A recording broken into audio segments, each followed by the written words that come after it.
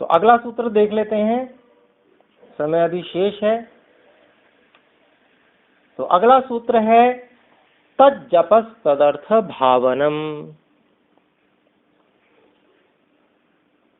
तो महर्षि पतंजलि कहते हैं, देखिए इतना सब कुछ जान लिया, नाम और नामी का संबंध भी जान लिया, क्या स्वरूप है परमात्मा का ये भी जान लिया, तो अब करना क्या है? तो कहते हैं अब करना ये है कि ईश्वर के नाम को बार बार बोलो, ओम नाम को बार बार बोलो, तज्जपः। और कैसे बोलो? ऐसे ही मत बोलो, तद अर्थ भावनम, उस अर्थ की भावना पूर्वक बोलो। अंदर से वो भाव होने चाहिए ईश्वर के प्रति, वो समर्पण का भाव होना चाहिए। ईश्वर का जैसा स्वरूप है ईश्वर को वैसा मानते हुए बोलो।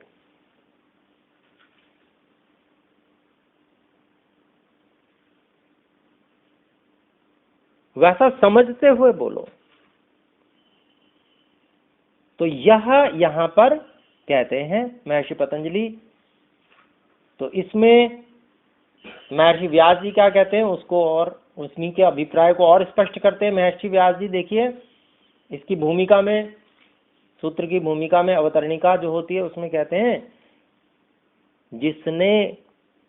जिस योगी ने ईश्वर के नाम और ईश्वर के स्वरूप को जान लिया है वह क्या करे, उसको क्या करना चाहिए? तो तज्जपस तदर्थ भावनम, प्रणवस्य जपः, तत् अर्थात प्रणव की बात आ रही है।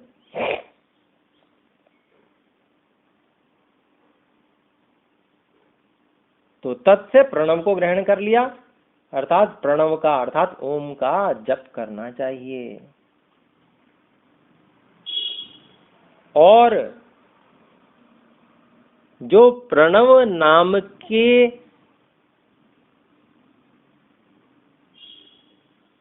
नाम का नामी है, ऐसे ईश्वर की भावना करनी चाहिए। सामान्य रूप से कथन करना के भावना करनी चाहिए, सामान्य रूप से ऐसा लगता है कि ठीक है, हाँ कर ली, भावना कर ली। परंतु ये भावना तब तक सच्ची नहीं होगी जब तक वह पदार्थ जितना प्रभावशाली है उतने हम उससे प्रभावित भी रहें। अभिप्राय क्या हुआ?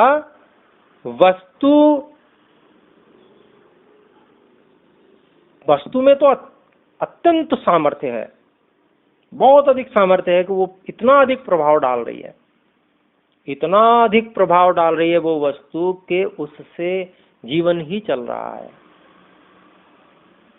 और कुछ भी कर पा रहे हैं तो बस उसकी कृपा से ही कर पा रहे हैं, सोच भी पा रहे हैं, अपनी अनुभूति तक कर पा रहे हैं तो उसकी कृपा से कर पा रहे हैं। इतना अधिक प्रभाव डालने वाली वो वस्तु है। उसका नाम लेके जब हम उसकी भावना करेंगे तो जब तक हम इतना प्रभावित नहीं होते तब तक वो भावना क्या है? फिर वो भावना कम भावना है, क्योंकि न्यून भावना, बहुत कम। तो उस स्तर पे प्रभावित भी होना, आप्लावित कर लेना अपने आप को, ये है तदर्थ भावना का मतलब।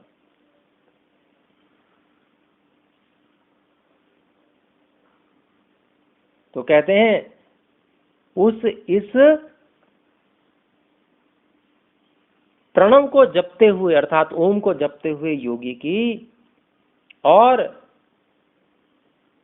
इस प्रणव रूप ओम के अर्थ की भावना करते हुए योगी का चित्तम एकाग्रम संपद्यते, चित्त एकाग्र संपादित हो जाता है।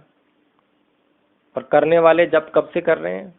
रोज संध्या करते हैं, सुबह और शाम ओम का जप करते हैं। ओम के जप का तो विधान है, तो करना है, कर रहे हैं, पर समाधि एकाग्रता अभी तक नहीं हुई। क्यों नहीं हुई जी? बस कारण समझ लें कि जिस स्तर की भावना होनी चाहिए उस स्तर की भावना ही नहीं है। वो वस्तु है जितनी प्रभावित करने वाली, उससे प्रभावित नहीं हो रहे उतना। वो प्रभाव अपने ऊपर जब आरोपित करने लगेंगे तो एकाग्रता ना हो ये संभव ही नहीं है। निश्चित रूप से उसका प्रभाव इतना अधिक पड़ने वाला है कि बाकी सब चीजों का प्रभाव जार जार हो जाएगा, बिल्कुल भिन्न छिन्न हो जाएगा, खत्म समाप्त हो जाएगा अन्य चीजों का प्रभाव। इतना अधिक प्रभावशाली है ईश्वर। तो इसलिए वह स्थिति प्राप्त हो सकती है जिसको कहा गया है चित्त एकाग्र हो जाता है। और इस तज्जपस तदर्थ भावनम के ही भाष्य में यहां पर एक श्लोक कहा गया, स्वाध्यायात योगम आसीत योगात स्वाध्यायम आमनेत स्वाध्याय योग संपत्त्या परमात्मा प्रकाशते। ईश्वर के प्रकाश होने अर्थात ईश्वर को जान लेने का मार्ग तरीका बताया गया। क्या?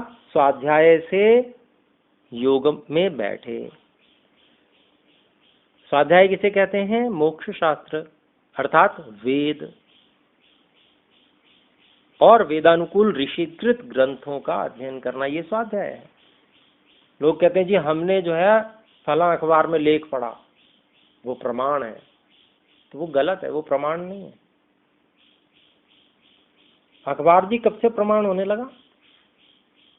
कितनी खबरें झूठी निकल जाती हैं और बाद में वो मांगते हैं कि हाँ जी ये हमसे गलत हो गया। कितनी बार होता है ऐसा?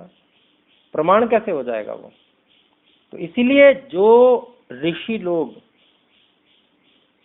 कोई बात कहने से पहले 10 बार विचारते हैं, 10 नहीं 100 नहीं 1000 बार विचार करके तब लिखते हैं वो कोई बात कि ये बिल्कुल सत्य ही होनी चाहिए। ऐसे ऋषियों के ग्रंथों का और वेदों का, स्वयं परमात्मा की वाणी वेदों का जो स्वाध्याय करना है उसकी चर्चा यहाँ चल रही है। तो स्वाध्यायात योगम आसीत, स्वाध्याय करके स्वाध्याय से योग में बैठे, समाधि लगाने के लिए बैठे। और योगात स्वाध्यायम आमनेत, फिर स्वाध्याय से फिर योग जो समाधिस्थ होने के लिए प्रयास कर रहा था उससे स्वाध्याय को और बढ़ाए, अर्थात उससे तुलना भी करे। स्वाध्याय करके तुलना करे, मेरी स्थिति ऐसी है। और फिर इस प्रकार से स्वाध्याय और योग इन दोनों के मिल जाने से ईश्वर को व्यक्ति जान जाता है। तो ये है विधि, तरीका ईश्वर को जानने का, ईश्वर को समझने का,